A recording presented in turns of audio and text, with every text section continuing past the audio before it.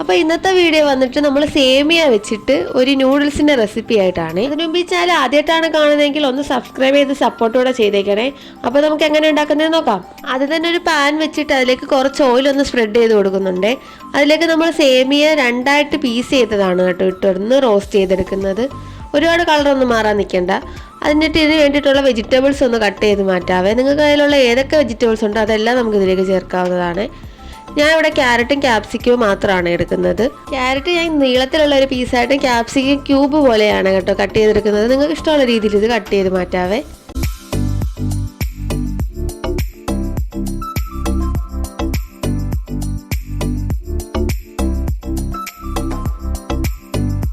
അങ്ങനെ ഞാനിവിടെ ക്യാരറ്റ് ക്യാപ്സിക്കവും സവാളയൊക്കെ ഞാൻ നല്ലോണം കട്ട് ചെയ്ത് മാറ്റി വെച്ചിട്ടുണ്ട്. ഇനി ഒരു പാത്രത്തിലേക്ക് കുറച്ച് വെള്ളം വെച്ചിട്ട് അതും തിളയ്ക്കുമ്പോഴത്തേക്ക് ഓയിൽ ചേർത്തതിന് ശേഷം നമ്മൾ ആ വറുത്ത് വെച്ചേക്കുന്ന സേമിയ ഒന്ന് ഇതിലേക്കിട്ടൊന്ന് വേവിച്ചെടുക്കാവേ. ഒരുപാട് വേവാണോന്നില്ല, കുറച്ച് സമയം കഴിയുമ്പോഴത്തേക്ക് നല്ലോണം സെറ്റായി വരുവേ. ഇനി അത് നമുക്ക് വേറൊരു പാത്രത്തിലേക്ക് മാറ്റാം. ഇനി ഒരു സോസ് പാനിലേക്ക് കുറച്ച് ഓയിൽ തേച്ച് കൊടുത്തതിന് ശേഷം 2 മുട്ടയാണ് ഞാനിവിടെ എടുക്കുന്നത്. മുട്ട ഒന്ന് സ്ക്രാമ്പിൾ ചെയ്തെടുക്കാവേ.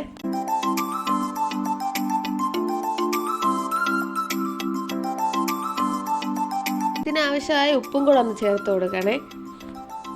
അതിനുശേഷം അതേ പാനിൽ തന്നെ കുറച്ച് ഓയിലൊന്ന് ഒഴിച്ച് കൊടുക്കുന്നുണ്ടേ. അതിലേക്ക് ഇഞ്ചി വെളുത്തുള്ളി പേസ്റ്റ് ചേർത്ത് ഒന്ന് മിക്സ് ചെയ്തെടുക്കണേ. പിന്നെ അതിലേക്ക് സവാള, ആവശ്യത്തിനുള്ള സവാളയും കൂടെ ചേർത്ത് ഒന്ന് വഴറ്റി കൊടുക്കാവേ. ഒരുപാട് അങ്ങ് വാടി വരേണ്ട ആവശ്യമില്ല. ഇതൊന്ന് പെട്ടെന്ന് വാടി കിട്ടാനായിട്ട് ഞാൻ കുറച്ച് ഉപ്പും കൂടെ ചേർത്ത് കൊടുക്കുന്നുണ്ട്. ഈ ഒരു കൺസിസ്റ്റൻസി ആകുമ്പോഴത്തേക്ക് നമുക്ക് ആവശ്യത്തിനുള്ള വെജിറ്റബിൾസും കൂടെ ചേർത്ത് കൊടുക്കാവേ. നിങ്ങളുടെ കയ്യിലുള്ള ഏത് വെജിറ്റബിൾസ് ആണെങ്കിലും ചേർത്ത് കൊടുക്കാവേ. ഞാനിവിടെ ക്യാരറ്റും ക്യാപ്സിക്കുമാണ് ചേർത്ത് കൊടുക്കുന്നത്.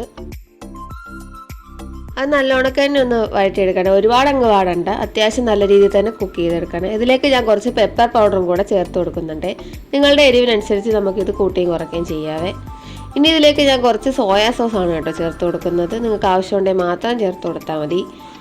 അതിലേക്ക് ഇനി കുറച്ച് ടൊമാറ്റോ കെച്ചപ്പും കൂടെ 2 ടേബിൾ സ്പൂൺ കൂടി ഞാനിവിടെ ചേർത്ത് കൊടുക്കുന്നുണ്ട്. നിങ്ങളുടെ കയ്യിൽ ചില്ലി സോസ് ഉണ്ടെങ്കിൽ ചില്ലി സോസും കൂടെ ചേർത്ത് കൊടുക്കാവുന്നതാണ്.